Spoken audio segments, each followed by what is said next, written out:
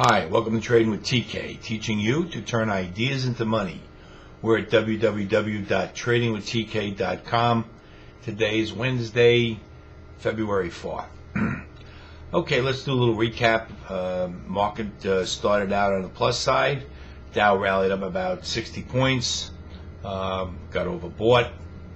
I made note of that a couple times in my blog that I thought the market should pull back just for technical reasons, only because the market got ahead of itself. And that's exactly what it did. The Dow closed down about 120 points. And we are not really terribly oversold at this point, but we are slightly oversold. So there could be a little bit more room, in the morning, especially in the QQQs or the Nasdaq market. Now there's I separate both these markets because the Dow and the Nasdaq market kind of ended up in different places at the end of the day. Yes, they both went up together and they both rolled over at the same time. But the Dow, once again, is back down to that key area again where they're going to have to send the stormtroopers in tomorrow morning. And the QQQs or the Nasdaq market, if you will, just acts much better. And I believe the reason for this is that the bank stocks and the financial stocks are still a major drag on the Dow Jones averages.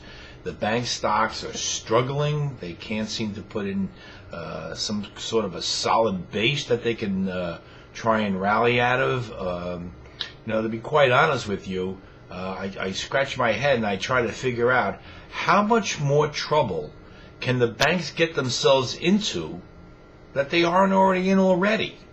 The government's already told us they're not going to let these banks fail. So the fact that they just can't seem to put in a base or some sort of technical sign that they're ready to at least go sideways for a while, it's a little mind-boggling to me. Like I said, how much more trouble can they get themselves into that they're not already in?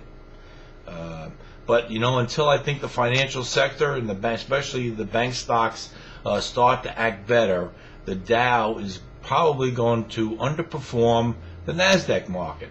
And I'll show you the difference when we take a look at the major indexes in our final segment. So why don't we go and do that right now? Okay, daily bar chart of the Dow Jones averages, and you can see that the market's pulled all the way back down to this, what I refer to as the battleground low again. It's not exactly right there, but it's in the general vicinity, and I believe that they're going to have to send those stormtroopers out again tomorrow to push it back up. But I am always looking for positive signs, and even with this pullback, I can still see a positive sign here.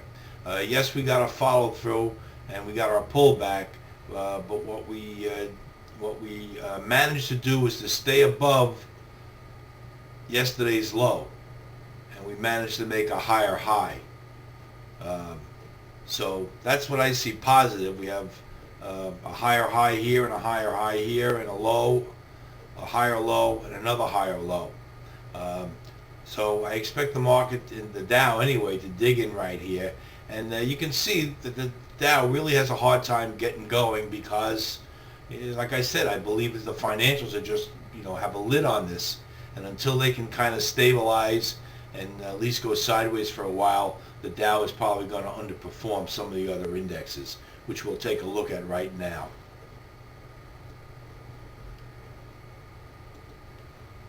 Okay, we have a daily bar chart of the Russell 2000, and the difference here is that this would be considered the battleground low, and even on this pullback, the Russell 2000 didn't even get down as low as this support area, which the Dow obviously did.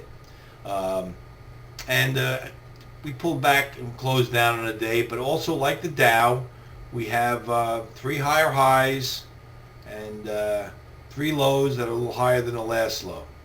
So maybe with a little bit of weakness in the morning, I expect this the averages to push back up again.